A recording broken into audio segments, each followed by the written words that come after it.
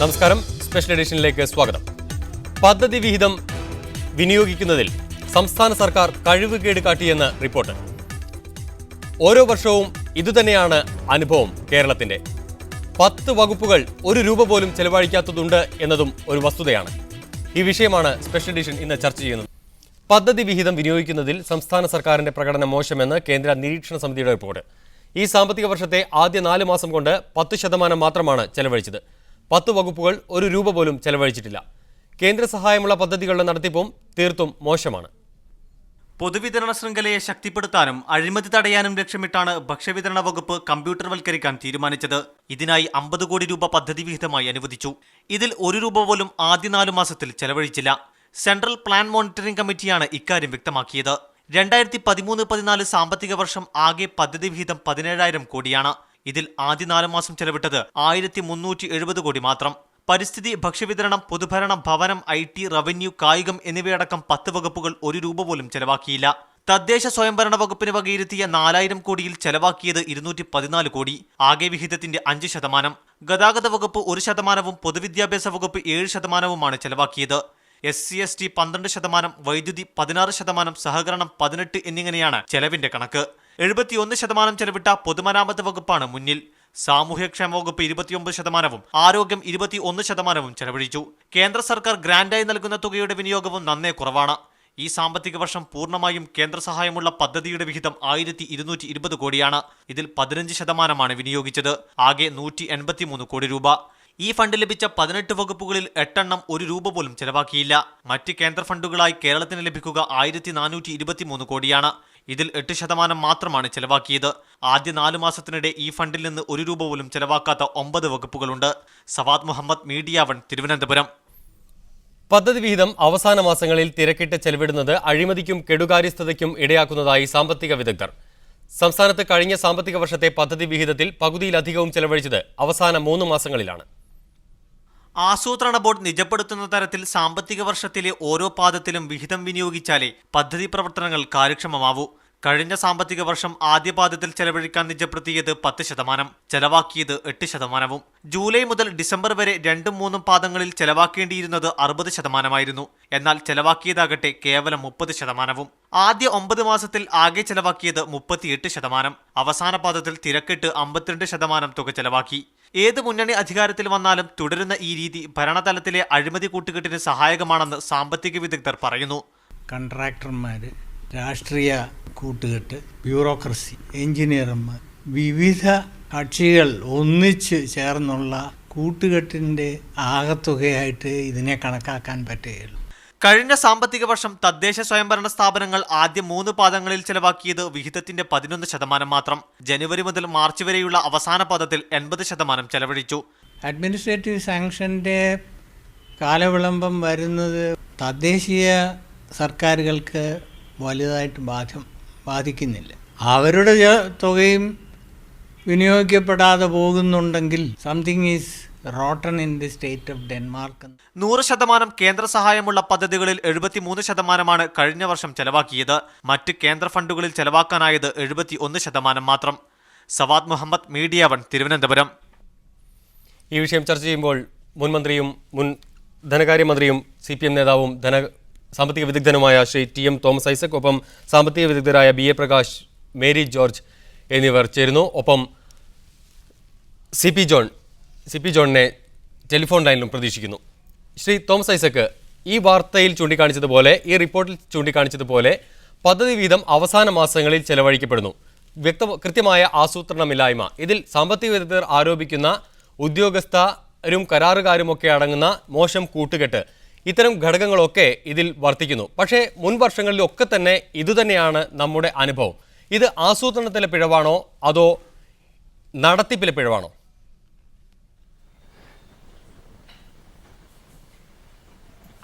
ഇത് നടത്തിപ്പിലെ പിഴവ് തന്നെയാണ്. പദ്ധതി ബഡ്ജറ്റ് പാസ്സാക്കുമ്പോൾ അംഗീകരിക്കപ്പെടുന്നുണ്ട്. എന്തൊക്കെയാണ് ഉൾപ്പെടുത്തിയെന്ന് അത് ഉണ്ടാക്കുന്നതിൽ പങ്കാളികളായ ഡിപ്പാർട്ട്മെൻറ്റുകൾക്കും അറിയാം.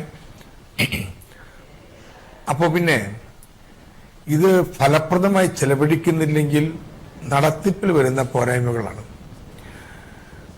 ഇത് ഇങ്ങനെ അവസാന ഘട്ടത്തിൽ എല്ലാ ചെലവും കൂടി വരുന്നതിനെ തടയുന്നതിന് വേണ്ടിയിട്ട് ഓരോ പാദത്തിലും മിനിമം ഇത്ര ശതമാനം ചെലവഴിക്കണം എന്ന നിബന്ധന ഉണ്ടാക്കി. അതും നടപ്പായില്ല. പക്ഷെ ഈ വർഷം എൻ്റെ കണക്കൂട്ടലിൽ ഏറ്റവും മോശം പ്രകടനമായിരിക്കും പദ്ധതി പണം ചെലവാക്കുന്നതിൽ. 6 മാസം പിന്നിടുമ്പോൾ, 4 മാസത്തെ കണക്കുകളാണ് നിങ്ങൾ പറഞ്ഞത്, 6 മാസം പിന്നിടുമ്പോൾ 22% പദ്ധതി ചെലവുണ്ടായിട്ടുള്ളത്. ഇനിയുള്ള മാസങ്ങളിൽ ഇത് മുഴുവൻ ചെലവാക്കാൻ തിരിഞ്ഞാലും ചെലവാക്കാനുള്ള പണവും ഉണ്ടാവില്ല എന്നുള്ളതാണ് അവസ്ഥ. 17,000 കോടി രൂപയുടെ പദ്ധതിയിൽ ഇനി 13,000 കോടി രൂപ ചെലവാക്കേണ്ടതുണ്ട്. എന്നാൽ വായ്പ എടുക്കാൻ ഇനി 5,000 കോടിയേ ബാക്കിയുള്ളൂ. ഇത് ഇനിയിപ്പോൾ നമ്മൾ തിരക്ക് പിടിച്ച് ചെലവാക്കാൻ തീരുമാനിച്ചാലും ഒരു പ്ലാൻ കട്ട് അനിവാര്യമായിട്ടും മാറ്റുകയാണ്. ഇത് കേന്ദ്രാവിഷ്കൃത പദ്ധതികളെയും വളരെ പ്രതികൂലമായിട്ട് ബാധിക്കും. ശ്രീ തോമസ് ഐസക്, തിരിച്ചു വരാം താങ്കളിലേക്ക്. സി പി ജോൺ നമ്മോടൊപ്പം ചേരുന്നുണ്ട്. Shri C P John, Shri Thomas Isaac ചൂണ്ടിക്കാണിക്കുന്നത് ഇത് നടത്തിപ്പിലെ പിഴവ് തന്നെയാണ്. ഇത് മുൻവർഷങ്ങളെ അപേക്ഷിച്ച് ഇക്കൊല്ലം വളരെ മോശം പ്രകടനമാണ് എന്നുമാണ്. മുൻവർഷങ്ങളിലും മോശം പ്രകടനത്തിന്റെ അനുഭവം നമുക്കുണ്ട് എങ്കിലും ഈ വർഷത്തേത് ഏറ്റവും മോശം പ്രകടനമാണെന്ന് തോമസ് ഐസക് പറയുമ്പോൾ, അല്ലെങ്കിൽ ഞങ്ങളുടെ റിപ്പോർട്ടിലും ചൂണ്ടിക്കാണിക്കുമ്പോൾ എന്താണ് മറുപടി? അദ്ദേഹം പറയുന്നത് 2 കാര്യങ്ങളാണ്. അതിൽ ആദ്യത്തെ കാര്യം ശരിയല്ല. അതായത് കേരളത്തിൽ 17,000 കോടിയുടെ പ്ലാൻ ഉണ്ട്. അതിൽ 4,000 കോടി പഞ്ചായത്തുകൾക്ക് കൊടുത്തു, ബാക്കി 13,000 കോടിയുണ്ട്. ആദ്യത്തെ 4,000 കോടിയിൽ അദ്ദേഹം ധനകാര്യമന്ത്രിയായിരുന്നപ്പോഴും പ്ലാനിംഗ് ബോർഡ് അംഗമായിരുന്ന കാലത്തും പഞ്ചായത്തിന് കൊടുത്ത പദ്ധതി പണം ചെലവഴിക്കാൻ തുടങ്ങിയിരുന്നത് ജനുവരി മാസത്തിലായിരുന്നു. ഇന്ന് ആ 4,000 കോടിയിൽ ഏതാണ്ട് 30%-ലധികം ചെലവായി കഴിഞ്ഞു ഒക്ടോബർ മാസം ആയപ്പോഴേക്കും. അത് വലിയൊരു മാറ്റമാണ് പഞ്ചായത്ത് രാജിനെ സംബന്ധിച്ചിടത്തോളം. ബാക്കി വരുന്ന 13,000 കോടിയാണ്. ആ 13,000 കോടിയിൽ മുമ്പ് എല്ലാ കാലത്തുള്ളതിനേക്കാളും ഭംഗിയായ രീതിയിൽ പ്ലാൻ സ്പേസ് എന്ന പേരിൽ ഒരു ഇലക്ട്രോണിക് വാച്ചിങ് സിസ്റ്റം തന്നെ, മോണിറ്ററിംഗ് സിസ്റ്റം ഉണ്ടാക്കി വളരെ കൃത്യമായി പ്ലാനിംഗ് ബോർഡ് അത് വാച്ച് ചെയ്തുകൊണ്ടിരിക്കുന്നുണ്ട്, മോണിറ്റർ ചെയ്തുകൊണ്ടിരിക്കുന്നുണ്ട്. ഇപ്പോൾ പ്ലാൻ ഡിസ്കഷൻ കഴിഞ്ഞുകൊണ്ടിരിക്കുകയാണ്. ഞങ്ങളൊക്കെ 8-9 മണിക്കൂർ ആ രംഗത്ത് വർക്ക് ചെയ്തുകൊണ്ടിരിക്കുകയാണ് ഓരോ ദിവസവും. ഇതിനകം ചെലവായ തുക ഏതാണ്ട് 30-35% വരും. ചില ഡിപ്പാർട്ട്മെന്റുകളിൽ കുറവുണ്ടായിട്ടുണ്ട്. പക്ഷെ ഞങ്ങൾ ഓരോ പ്രോജക്റ്റുകളും എടുത്ത് പരിശോധിച്ചപ്പോൾ മനസ്സിലാക്കാൻ കഴിഞ്ഞത് അഡ്മിനിസ്ട്രേറ്റീവ് സാങ്ഷൻ, അല്ലെങ്കിൽ AS എന്ന് പറയുന്ന അഡ്മിനിസ്ട്രേറ്റീവ് സാങ്ഷൻ മുൻപ് ഒരിക്കലും ഇല്ലാത്ത വിധത്തിൽ സെപ്റ്റംബർ മാസം അവസാനമായപ്പോഴേക്കും ഒക്ടോബർ മാസമായപ്പോഴേക്കും അഡ്മിനിസ്ട്രേറ്റീവ് സാങ്ഷൻ ആവശ്യമുള്ള ഏതാണ്ട് 90% അഡ്മിനിസ്ട്രേറ്റീവ് സാങ്ഷനും ആയി കഴിഞ്ഞു. അതുകൊണ്ട് ഇനി വരുന്ന മാസങ്ങളാണ് ചെലവിന്റെ മാസങ്ങൾ. ഇത്രയും നാള് അതിന്റെ ഒരുക്കങ്ങളുടെ മാസങ്ങളായിരുന്നു. പഞ്ചായത്തുകൾ ഒരുക്കങ്ങൾ നേരത്തെ തന്നെ പൂർത്തിയാക്കി ഫസ്റ്റ് ക്വാർട്ടർ, അതായത് ഏപ്രിൽ, മെയ്, ജൂൺ മാസത്തിൽ തന്നെ ഒരുക്കം പൂർത്തിയാക്കിയെങ്കിൽ സ്റ്റേറ്റ് ഡിപ്പാർട്ട്മെന്റുകൾ ജൂൺ, ജൂലൈ, ഓഗസ്റ്റ്, സെപ്റ്റംബർ മാസങ്ങളിൽ ഏതാണ്ട് ഒരുക്കങ്ങൾ പൂർത്തിയാക്കി. ഇനിയിപ്പോ ഉദാഹരണത്തിന് ഒരു പർച്ചേസ് ഓർഡർ കൊടുക്കുകയാണെങ്കിൽ ആ പർച്ചേസ് ഓർഡറിൽ ടെൻഡർ ഒരു കരാറുകാരന് പൈസ കൊടുക്കേണ്ടി വരുന്നത് ഇനിയുള്ള മാസങ്ങളിലാണ്.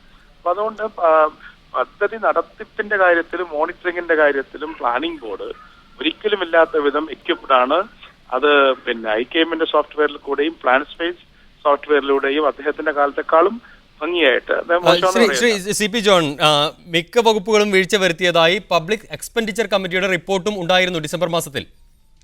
ഡിസംബർ മാസം കഴിഞ്ഞ വർഷത്തെ കാര്യം നിങ്ങൾ പറയുന്നത്, ഞാൻ ഈ വർഷത്തെ കാര്യം പറയുന്നത്. അതെ, ഈ വർഷം നടപ്പ് പ്ലാനിനെ കുറിച്ച് ഞാൻ സംസാരിക്കുന്നത്. നടന്നുകൊണ്ടിരിക്കുന്നേ ഉള്ളൂ 13-14.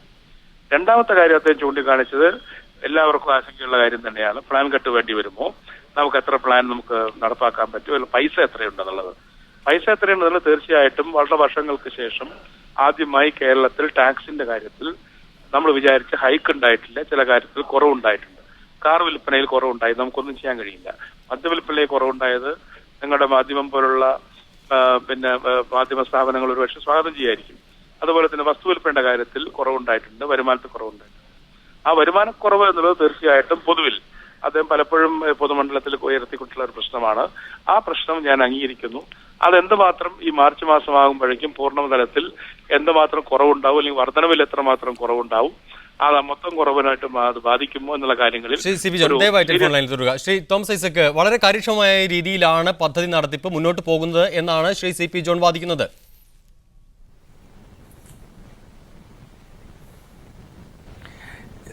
അതല്ല വസ്തുത. ഇപ്പൊ ഇവിടുത്തെ റിപ്പോർട്ടിൽ പറഞ്ഞ പ്രകാരം 4 മാസം കൊണ്ട് 10%.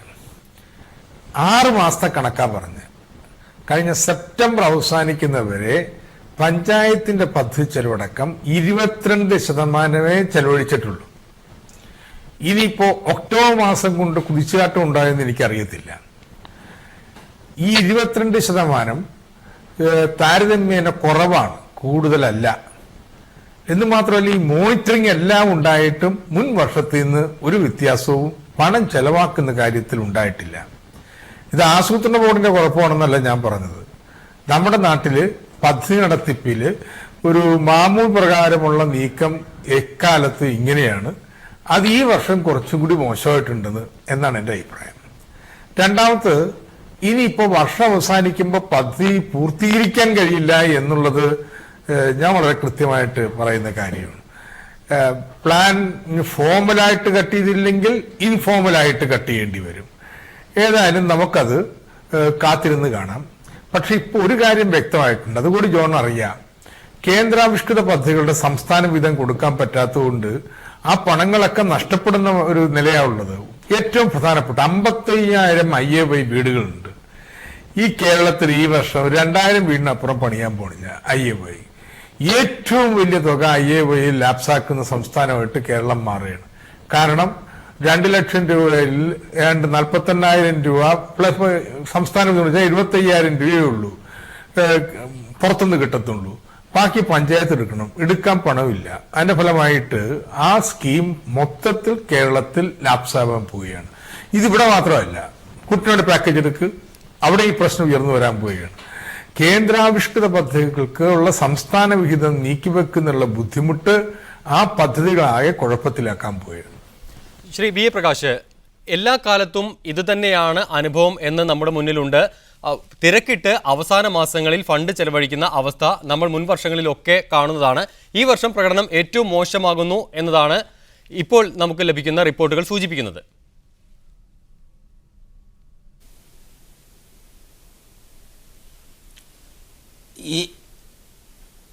ഈ പ്രശ്നം കേരളത്തിൻ്റെ ഒരു വർഷത്തെയോ അല്ലെങ്കിൽ കഴിഞ്ഞ 1-2 വർഷത്തെ മാത്രമായിട്ടുള്ള ഒരു പ്രശ്നമായിട്ട് ഞാനിതിനെ കാണുന്നില്ല.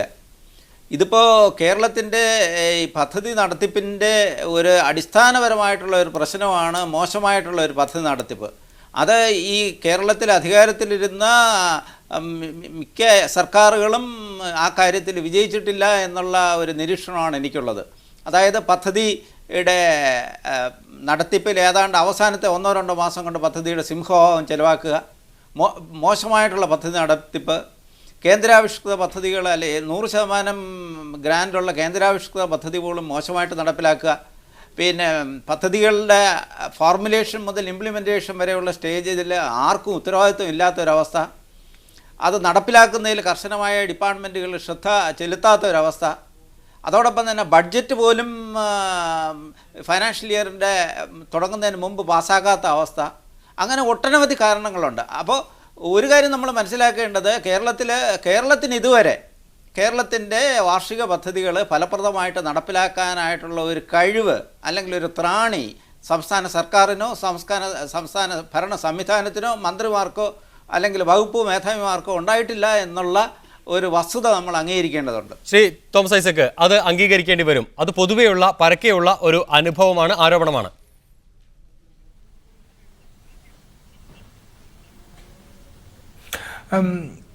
കേരളത്തിലെ പദ്ധതി നിർവഹണം കാര്യക്ഷമമല്ല, ഇന്നല്ല ഇന്നലെയും എന്നുള്ളതിനെ കുറിച്ചൊന്നും തർക്കമില്ല. പക്ഷേ കഴിഞ്ഞ 7 വർഷം എടുത്തിട്ടുണ്ടെങ്കിൽ പദ്ധതി അടങ്കൽ പൂർണ്ണമായിട്ട് 90%-നും 100%-നും ഇടയ്ക്ക് ഓരോ വർഷം ചെലവാക്കിയിട്ടുണ്ട്. വിമർശനമുള്ളതിന്റെ ക്വാളിറ്റി ഓഫ് എക്സ്പെൻഡിച്ചറാണ്. ചിലവെല്ലാം അവസാന മാസങ്ങളിലേക്ക് വരുന്നു. ആ വിമർശനമാണ് നിന്ന് പണം അവസാനം എങ്ങനെയെങ്കിലും ചെലവാക്കി തീർക്കുന്നുണ്ട്. ഈ വർഷം ഉണ്ടാവാൻ പോകുന്നത് മുൻ വർഷത്തെ പോലെ തന്നെ അവസാന മാസങ്ങളിലേക്ക് ചെലവ് വരുന്നു, മുൻ വർഷങ്ങളെക്കാൾ കൂടുതൽ. അതിലുപരി പദ്ധതി അടങ്കലിന്റെ 90% ഒന്നും ചെലവാകാൻ പോകുന്നില്ല. പ്ലാൻ കട്ട് വരും. ഒരുപക്ഷെ എനിക്ക് തോന്നുന്നൊരു 20% കട്ടിലേക്ക് എത്തും എന്നുള്ളതാണ്. 80% ചെലവാകാൻ പോകുന്നുള്ളൂ. അതുകൊണ്ടാണ് ഞാൻ പറഞ്ഞത്, എല്ലാ കാലത്തും ഒക്കെ ഉണ്ടെങ്കിലും എല്ലാ കാലത്തിനേക്കാൾ മോശപ്പെട്ട ഒരു വർഷമാണ് ഈ നടപ്പ് വർഷം എന്നതിന് സംശയം വേണ്ട. ശ്രീമതി മേരി ജോർജ്, എന്താണ് ഇവിടെ സംഭവിക്കുന്നത്? എവിടെയാണ് ഈ അപാകം സംഭവിക്കുന്നത്? ഒരു സാമ്പത്തിക വിദഗ്ധ എന്ന നിലയ്ക്ക് ഈ കഴിഞ്ഞ കാലയളവിലെ മുഴുവൻ അനുഭവങ്ങൾ എടുത്തു പരിശോധിക്കുമ്പോൾ കേരളത്തിന് മാത്രമായി എന്ത് സവിശേഷതയാണ് ഇക്കാര്യത്തിലുള്ളത്? അതായത് കേരളത്തിന് മാത്രമായുള്ള സവിശേഷത എന്ന് പറയുന്നത്, താങ്കൾ ആദ്യം ചോദിച്ച ഒരു ചോദ്യമുണ്ടല്ലോ, ആസൂത്രണത്തിലും നടത്തിപ്പിലും പാകപ്പിഴയുണ്ടോ എന്ന്. എൻ്റെ അഭിപ്രായത്തിൽ ആസൂത്രണത്തിൽ തുടങ്ങുന്നു പാകപ്പിഴ. ആസൂത്രണ ബോർഡിൻ്റെ ആസൂത്രണമല്ല ഞാൻ ഉദ്ദേശിക്കുന്നത്. വകുപ്പ് തലങ്ങളിൽ പദ്ധതി എഴുതി ഉണ്ടാക്കുക, ആ പദ്ധതി മുകളിലേക്ക്, അതായത് അഡ്മിനിസ്ട്രേറ്റീവ് സാങ്ഷന് വേണ്ടി അയക്കുക. അങ്ങനെ ഒരു വഴിപാട് പോലെയാണ് സാധാരണ സർക്കാർ വകുപ്പുകൾ പദ്ധതിക്ക് വേണ്ടിയുള്ള ഡ്രാഫ്റ്റ് തയ്യാറാക്കുന്നതും അത് മുകളിലേക്ക് അയക്കുന്നതും. പിന്നെ അപ്പോൾ അങ്ങനെ ഇതാണ് പദ്ധതി അടങ്കൽ ഇത്രയാണ്. അപ്പോൾ പദ്ധതി അടങ്കൽ ഇത്രയാണെന്ന് അറിഞ്ഞാൽ ഞങ്ങളുടെ വകുപ്പിന് എന്തുണ്ട് എന്ന് അന്വേഷിക്കുന്നതിന് പകരം മല എൻ്റെ അടുത്തേക്ക് വരട്ടെ എന്ന രീതിയിൽ ഓരോ വകുപ്പുകളും സമയം വ്യയം ചെയ്യുകയാണ് പതിവ്. അത് എല്ലാ വർഷവും കഴിഞ്ഞ എല്ലാ കാലങ്ങളിലും അങ്ങനെ തന്നെയാണ് നടന്നിരിക്കുന്നത്. ഉദാഹരണത്തിനായിട്ട് 2010-11, അതായത് ഡോക്ടർ ഐസക്കിൻ്റെ കാലഘട്ടത്തിലെ കാര്യം നോക്കുക. 50% പദ്ധതി വിഹിതം അവസാനത്തെ 3 മാസം മാത്രം ചെലവഴിച്ച തന്നെ 6 വകുപ്പുകളുണ്ട്. അതുപോലെ തന്നെ ആണ് മാർച്ചിൽ മാത്രം ചെലവഴിച്ച 10 വകുപ്പുകളുണ്ട്. ഇനി അതുപോലെ അവരുടെ കണക്കെടുത്ത് അവരോട് തന്നെ ചോദിച്ച രേഖകളുടെ ബേസിസിൽ, അവർ തന്നെ ഞങ്ങൾക്ക് സമർപ്പിച്ച രേഖകളുടെ ബേസിസിൽ കണ്ടെത്തൽ എന്താണെന്ന് വെച്ചാൽ 14 വകുപ്പുകളെ വെരി പൂവർ എന്ന് പറഞ്ഞ് വിശേഷിപ്പിക്കത്തക്ക രീതിയിലായിരുന്നു പെർഫോമൻസ്. അപ്പോൾ അത് ഡോക്ടർ ഐസക്കിൻ്റെ കാലഘട്ടത്തിൽ 10-11 ആ കാലഘട്ടം തൊട്ട് ഇങ്ങോട്ടും അതിന് പിൻപിലും ഇതേ രീതിയിലുള്ള പ്ലാൻ യൂട്ടിലൈസേഷൻ, പദ്ധതി വിഹിതം യൂട്ടിലൈസ് ചെയ്യുന്ന സമ്പ്രദായമാണ് കേരളത്തിൽ നടക്കുന്നത്. അപ്പോൾ ഇതിന് എനിക്ക് പറയാനുള്ളത്, വകുപ്പ് മേധാവികൾ, അതുപോലെ തന്നെ ഓരോ വകുപ്പിനും മന്ത്രിമാരുണ്ട്. ഈ മന്ത്രിമാരും വകുപ്പ് മേധാവികളും കൂടി ഒന്നിച്ചിരുന്ന് എന്തൊക്കെയാണ് നമുക്ക് നടത്താൻ പോകേണ്ടത്, ഈ സാമ്പത്തിക വർഷത്തിൽ ഏതൊക്കെ പദ്ധതികളാണ് നമ്മുടെ പരിധിയിലുള്ളത്, നമുക്ക് ലഭിക്കാൻ പോകുന്നത്, ഏതൊക്കെ ലഭിച്ചേ തീരൂ, ഇത്തരത്തിലുള്ള ഒരു പ്രയോറിറ്റി ലിസ്റ്റ് ഉണ്ടാക്കുക. അത് കിട്ടിയേ തീരൂ, എത്രയും നേരത്തെ കിട്ടിയേ തീരൂ എന്ന് വിചാരിച്ചുകൊണ്ട് തന്നെ ആ പദ്ധതിക്ക് വേണ്ട രേഖ ഉണ്ടാക്കുക. ആ രേഖ സമയത്ത് അത് ഫോർവേഡ് ഫിനാൻസിലേക്ക് അയക്കുക. അഡ്മിനിസ്ട്രേറ്റീവ് സാങ്ഷൻ നേരത്തെ കിട്ടുക. ഇതിന് നേരത്തെ ഡോക്ടർ പ്രകാശ് പറഞ്ഞതുപോലെ തന്നെ ഒരു മാനേജ്മെൻറ്റ് വൈദഗ്ധ്യം, അതുപോലെ തന്നെ ഒരു കൂട്ടായ്മ, വകുപ്പ് മന്ത്രി വകുപ്പ് സെക്രട്ടറിയെ കാണുന്നുണ്ടോ, അവർ തമ്മിൽ സംസാരിക്കുന്നുണ്ടോ, ഇനി ഇവർ രണ്ടു കൂട്ടരും കണ്ടാൽ തന്നെയും. അതെ മേരി ജോർജ്, താങ്കളിലേക്ക് മടങ്ങി വരാം. ശ്രീ തോമസ് ഐസക്, എന്താണ് ഇതിലെ തടസ്സം? എന്താണ് ഈ ഒരു കൂട്ടായ്മയ്ക്ക് തടസ്സമായി നിൽക്കുന്ന ഘടകങ്ങൾ? എന്തുകൊണ്ട് ഇത് സംഭവിക്കുന്നില്ല?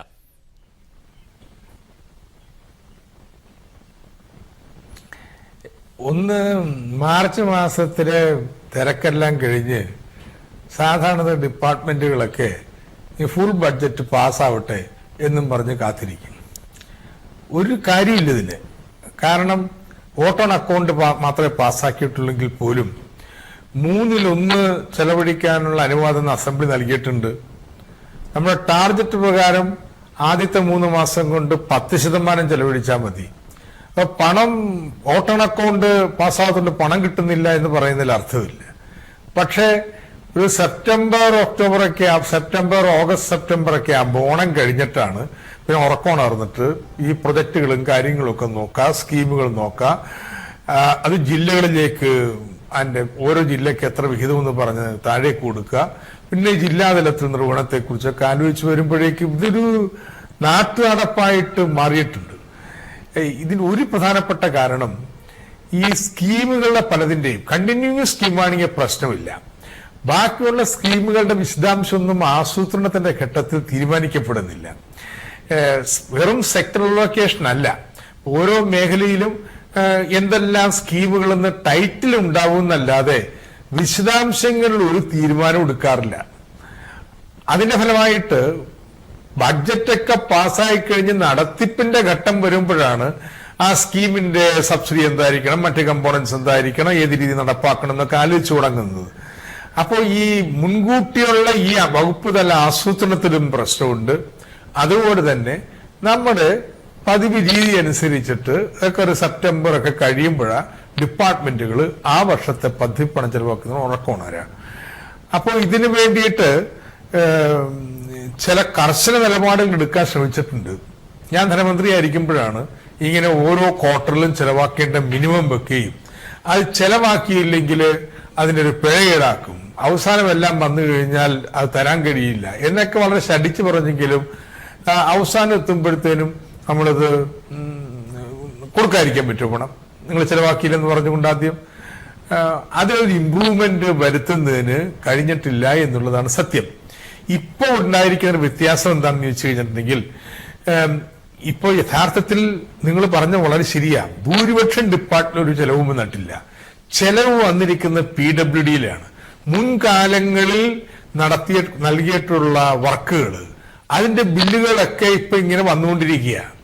അത് വന്നുകൊണ്ടിരിക്കുന്നതുകൊണ്ട് ഓട്ടോമാറ്റിക്കായിട്ട് PWDയുടെ വകുപ്പിൽ നിന്ന് പണം ചെലവായിക്കൊണ്ടിരിക്കും. PWD അങ്ങ് മാറ്റി നിർത്തിയിട്ടുണ്ടെങ്കിൽ വളരെ മോശമാണ് ഈ വർഷത്തെ പദ്ധതി ചെലവെന്ന് കാണാൻ ഒരു പ്രയാസം ഉണ്ടാവില്ല. ശ്രീ ഐസക് തിരിച്ചെത്താം. ശ്രീ BA പ്രകാശ്, ഇങ്ങനെ തട്ടിക്കൂട്ടി പദ്ധതി നടപ്പാക്കുമ്പോൾ, തട്ടിക്കൂട്ടി പണം ചെലവഴിക്കുമ്പോൾ കാര്യക്ഷമത ഉണ്ടാവില്ല, സുതാര്യത ഉണ്ടാവില്ല, അത് അഴിമതിക്ക് വഴിവെക്കും എന്നും നമുക്കറിയാം. അതും ഇവിടെ സംഭവിക്കുന്നുണ്ട്. ബോധപൂർവം ഇതിനുള്ള വഴികൾ സൃഷ്ടിക്കപ്പെടുന്നുണ്ടോ? അതായത് ഇവിടെ ഒരു പ്രശ്നം എന്ന് പറഞ്ഞു കഴിഞ്ഞാൽ, ഒരു പ്രോജക്റ്റ് ഫോർമുലേറ്റ് ചെയ്യുന്നത് മുതൽ അത് ഇംപ്ലിമെൻ്റ് ചെയ്യുന്നവരെ ഒരു സ്റ്റേജിലും ഒരു ഉദ്യോഗസ്ഥനും ഒരു ചുമതലയുമില്ല, അല്ലെങ്കിൽ ഒരു ഉത്തരവാദിത്വമില്ല. വകുപ്പ് സെക്രട്ടറിമാർക്കൊരു ഉത്തരവാദിത്വമില്ല, വകുപ്പ് മന്ത്രിമാർക്കൊരു ഉത്തരവാദിത്വമില്ല. ഈ നാട്ടിൻ്റെ വികസനത്തിന് ഏറ്റവും പ്രധാനമായിട്ടുള്ളത് വാർഷിക പദ്ധതികളാണ്. അത് നടപ്പിലാക്കുന്നതിൽ വകുപ്പ് സെക്രട്ടറിമാർക്കും ഉദ്യോഗസ്ഥന്മാർക്കും ആർക്കും ഉത്തരവാദിത്വമില്ല എന്ന് പറയുന്നു. മന്ത്രിമാർ പറയുന്നു ഞങ്ങൾക്ക് ഉത്തരവാദിത്വം ഇല്ല എന്ന് പറയുന്നു. ഇത് ഈ തരത്തിൽ നടക്കുന്ന ഒരു നാട്ടുനടപ്പാണെന്ന് പറഞ്ഞ് ഒഴിയുന്നു.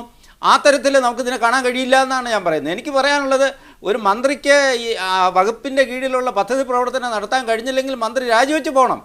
അല്ലെങ്കിൽ ഒരു സെക്രട്ടറിയുടെ കീഴിലുള്ള വകുപ്പിലുള്ള കാര്യങ്ങൾ അയാൾക്ക് ഒരു വർഷത്തിനുള്ളിൽ നടപ്പിലാക്കാൻ കഴിഞ്ഞില്ലെങ്കിൽ അയാൾ എന്തിനാണ് അവിടെ സെക്രട്ടറി എന്ന് പറഞ്ഞിരിക്കുന്നത്? അപ്പോൾ ഇതൊക്കെ ഒരു നാട്ടുനടപ്പാണെന്ന് പറഞ്ഞ് നമുക്ക് ഒഴിയുന്നതിൽ എന്താണ് അർത്ഥം? അപ്പോൾ കർശനമായിട്ടുള്ള ഒരു നടപടികൾ ഈ മേഖലയിൽ ആവശ്യമാണ്. ജനത്തിന് വേണ്ടി ഉള്ള പദ്ധതി പ്രവർത്തനങ്ങൾ നടത്തുന്നതിൽ ഇത്രയും അലംഭാവം കാണിക്കുന്ന ഈ സംവിധാനത്തിനെ നമ്മൾ ചോദ്യം ചെയ്യേണ്ടതായിട്ടുണ്ട്. എല്ലാ തലത്തിലും ചോദ്യം ചെയ്യേണ്ടതായിട്ടുണ്ടെന്നാണ് എനിക്ക് തോന്നുന്നത്. പക്ഷേ ആരും ചോദ്യം ചെയ്യാറില്ല.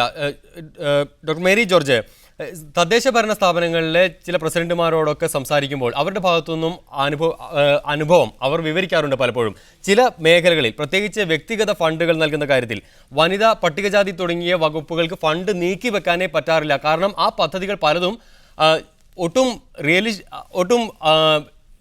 യാഥാർത്ഥ്യത്തിന് നിരക്കുന്നതല്ല. ആ പദ്ധതി ഉപയോഗിച്ചുകൊണ്ട് ആ രീതിയിൽ ആസൂത്രണം ചെയ്തുകൊണ്ട് അവർക്ക് ഒരു ഫണ്ടും വിനിയോഗിക്കാൻ കഴിയുന്ന രീതിയിലല്ല അത് വിഭാവനം ചെയ്യുന്നത് എന്നതാണ് അവർ പറയുന്ന അനുഭവം. ഇത് ഒരു കാരണവശാലും നമുക്ക് അംഗീകരിച്ചു കൊടുക്കാൻ പറ്റുന്ന ഒരു കാര്യമല്ല. ഉദാഹരണത്തിന് ഇപ്പം CAG റിപ്പോർട്ടിൽ തന്നെ കഴിഞ്ഞ 5 വർഷക്കാലം കൊണ്ട് 350 കോടി രൂപ MGNREGP, അതായത് തൊഴിലുറപ്പ് പദ്ധതിയിൽ തന്നെ ചെലവഴിക്കപ്പെടാതെ പോയി എന്ന് കുറ്റപ്പെടുത്തിയിട്ടുണ്ട്.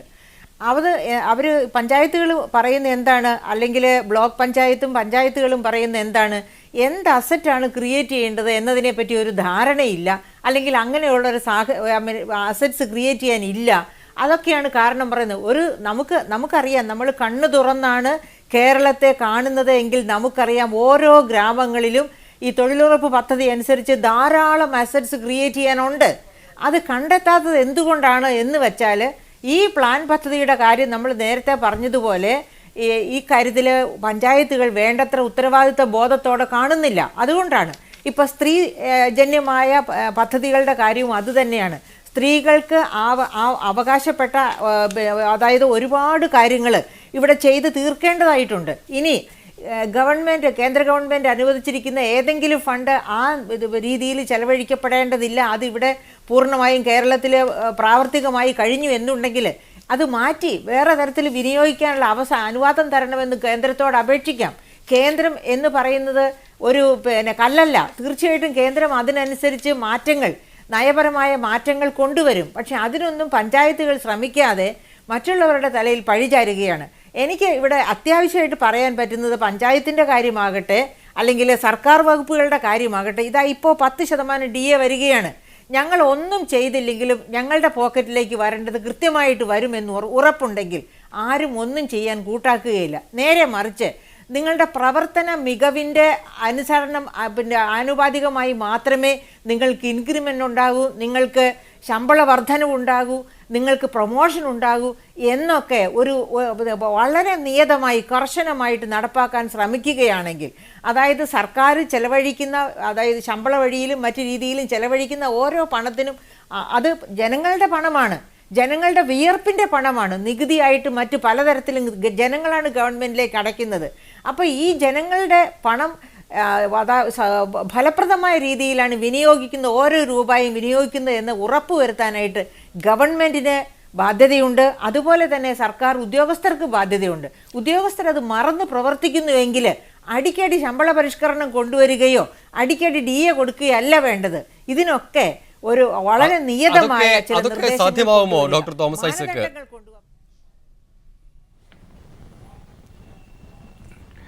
അതൊന്നും കഴിയുന്ന കാര്യമല്ല.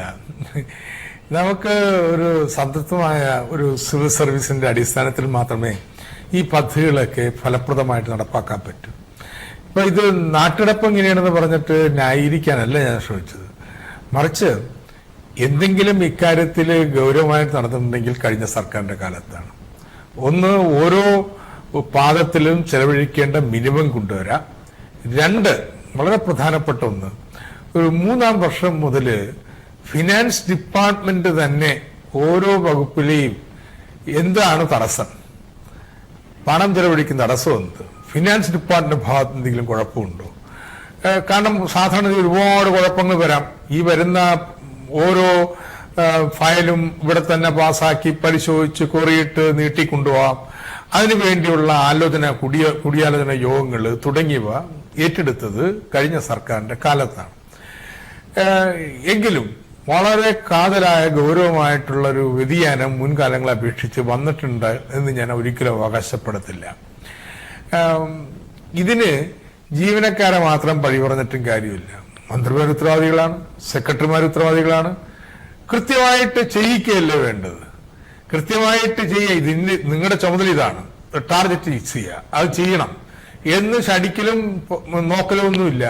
ഇത് മന്ത്രി ഇപ്പൊ നടക്കുന്ന സ്ഥിതി എടുക്കുക. കേരളത്തില് ഇവിടെ ഒരു ഭരണമുണ്ട്, ഏതെങ്കിലും മന്ത്രിക്ക് ഇതിനൊക്കെ നോക്കാൻ വല്ല നേരമുണ്ടോ? ഈ അരാജകത്വമാണെന്ന് ഈ പണം ചെലവാക്കാതിരിക്കുന്നത്. ഉദ്യോഗസ്ഥനെ കിട്ടുന്നതായിട്ടൊന്നും കാര്യമില്ല. ഭരിക്കുന്നവർ 3 മുതൽ താഴെയുള്ളവർ വരെ ഇത്തരത്തിൽ ഒരു തനി അരാജകത്വം ഭരണരംഗത്ത് നിൽക്കുമ്പോഴാണ് ഏറ്റവും മോശം പ്രകടനമായിട്ട് ഈ വർഷം മാറാൻ പോകുന്നത്. അതെ, മോശം പ്രകടനങ്ങളുടെ ചരിത്രമുണ്ട്. ഇത് ഏറ്റവും മോശമാകുന്നു എന്നേ താങ്കൾ പറയുന്നുള്ളൂ. മന്ത്രിമാരുടെ കഴിവുകേടും അല്ലെങ്കിൽ സാമർഥ്യക്കുറവും ഉദ്യോഗസ്ഥരുടെ ഈ പോക്കിന് കാരണമാണ്. അത് താങ്കളുടെ കാലത്തും ഉണ്ടായിട്ടുണ്ട് എന്ന് താങ്കൾ സമ്മതിക്കുന്നു.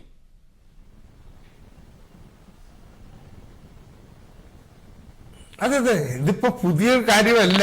അങ്ങനെ ചരിത്രം നിഷേധിക്കാൻ പറ്റുന്നത് കേരളത്തിൽ മാത്രമല്ല, കേന്ദ്രത്തിലും, അതും പറയാം, എല്ലാ സംസ്ഥാനങ്ങളിലും പണത്തിന്റെ ബഡ്ജറ്റ് ചെലവിന്റെ സിംഹഭാഗവും വരുന്ന അവസാന മാസങ്ങളിലാണ്. അങ്ങനെ തിരക്ക് പിടിച്ച് പണം ചെലവഴിച്ചെങ്കിലും തീർക്കുക എന്ന് വരുമ്പോ ആ നടത്തിപ്പിന്റെ ഗുണനിലവാരം വളരെ ഇടിയും. രണ്ട്, ഇതിന് മേൽനോട്ടം ശരിയായി വരാത്തതിന്റെ ഫലമായിട്ട് അഴിമതിയുടെയും മറ്റും സാധ്യതകൾ വളരെയേറും, ചോർച്ചയുണ്ടാവും. ഈ ദൂഷ്യങ്ങളുണ്ട്.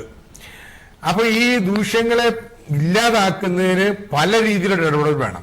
ഒന്ന്, ആസൂത്രണ രംഗത്ത് ഇപ്പൊ വന്ന് സ്കീമിന്റെ പേര് എഴുതിയാൽ മതി, അതിന്റെ അപ്പുറത്തേക്ക് വിശദാംശങ്ങളെ കുറിച്ചൊന്നും ആലോചിക്കുന്നില്ല. സ്കീം പദ്ധതി തയ്യാറാക്കുമ്പോൾ തന്നെ സ്കീമിന്റെ വിശദാംശങ്ങളും പ്ലാൻ ചെയ്യുകയാണെങ്കിൽ ബഡ്ജറ്റ് പാസ്സായി കഴിഞ്ഞാൽ. ശ്രീ വി എ പ്രകാശ്, അപ്പോൾ ഈ പ്രശ്നം എല്ലാ കാലത്തും ഉണ്ട്, അത് എല്ലാവരും സമ്മതിക്കുന്നു. പക്ഷേ പരിഹാരം ഉണ്ടാകുന്നില്ല, അത് ഉണ്ടാകില്ല എന്ന് തന്നെ കരുതാം ഇങ്ങനെ വരുമ്പോൾ.